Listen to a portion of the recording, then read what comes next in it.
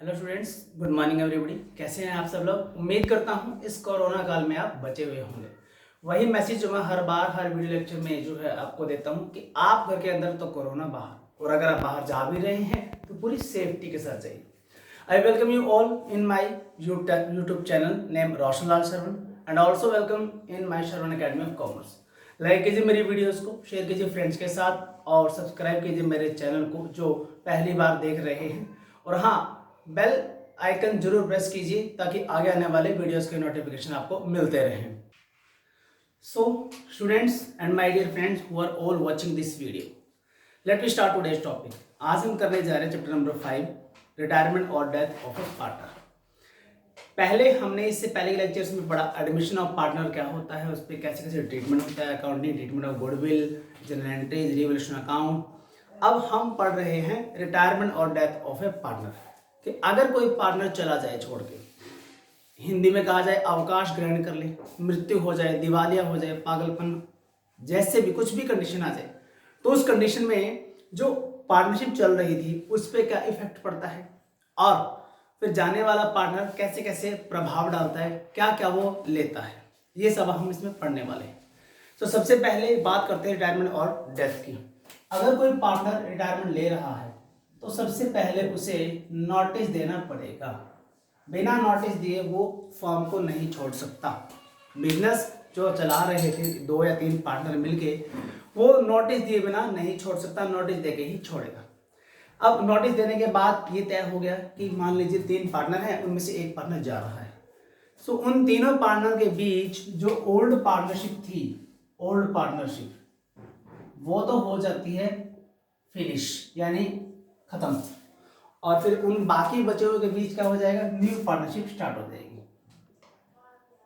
Definitely कि अगर एक पार्टनर रिटायर हो रहा है, तो मान लीजिए पहले 3 पार्टनर थे, ठीक है, 3 पार्टनर थे, ये थे ए, बी और सी। इनमें से सी चला गया तो बच कौन गए, बी। अब इन ए और बी दोनों पार्टनर्स के बीच नई पार्टनरशिप स्टार्ट होगी।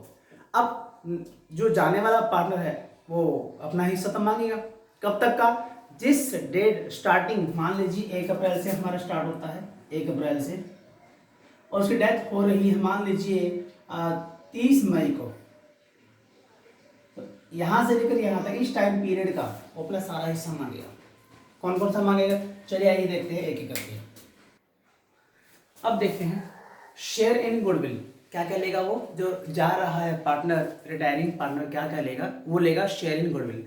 ये गुडविल वैल्यू, गुडविल की वैल्यू कैलकुलेट की जाएगी फर्म की गुडविल की, जैसे हम पीछे करते थे average profit method, super profit method, वो मेथड भी यहाँ अप्लाई होंगे। तो गुडविल कैलकुलेट करके हम रिटायरिंग पार्टनर का हिस्सा उसमें से निकालेंगे और वो उसके अकाउंट में ट्रांसफर किया जाएगा।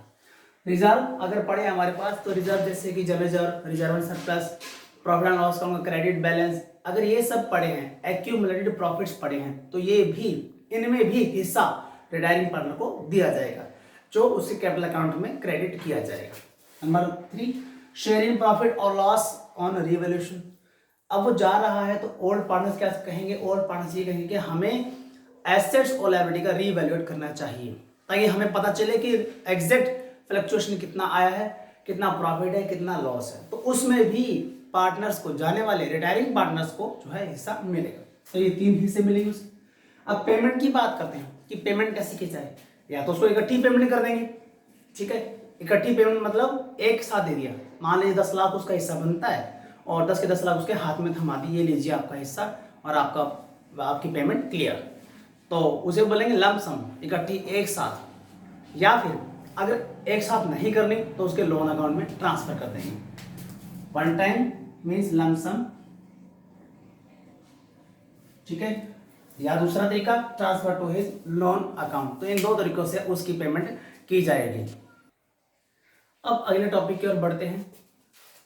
कैलकुलेशन, कितने तरह की कैलकुलेशन इस चैप्टर में हमें करनी पड़ेगी।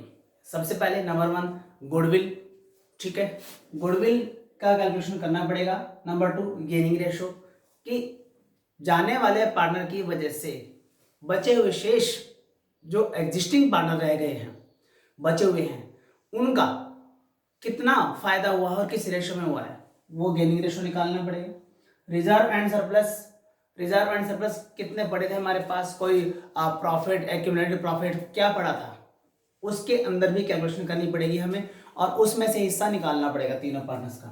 प्रॉफिट और लॉस ऑन रिवैल्यूएशन, जब आप रिवैल्यूएशन कर रहे हो एसेट और लायबिलिटी का, तो उसमें प्रॉफिट हुआ है या लॉस हुआ है, उसमें से भी आपको जो है तीनों पार्टनर्स का या दो पार्टनर जितने भी पार्टनर हैं उन सभी का हिस्सा निकालना पड़ेगा।